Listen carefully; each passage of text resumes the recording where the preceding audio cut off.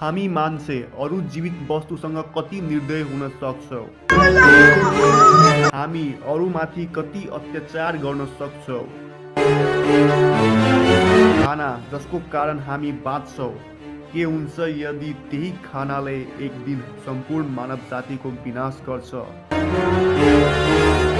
आज हामी जानेछौं चाइना, जहाँबाट कोरोना भाइरस पेन्डेमिक स्टार्ट भयो, र हेर्नेछौं कि त्यहाँ के हुँदैछ र मान्छेहरू वास्तवमा के खान्छन्।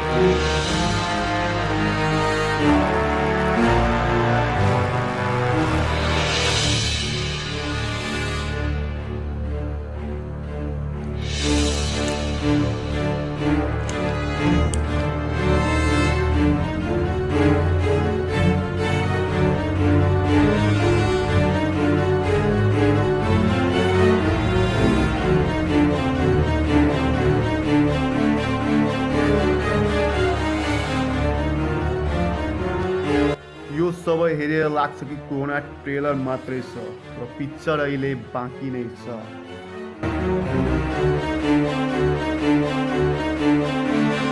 यदि तपाईले अहिलेसम्म हाम्रो च्यानल सब्स्क्राइब गर्नुभएको छैन भने देरी के को छ, अहिले नै गर्नुहोस् र साइडमा भएको बेल आइकनमा पनि क्लिक गर्नुहोला।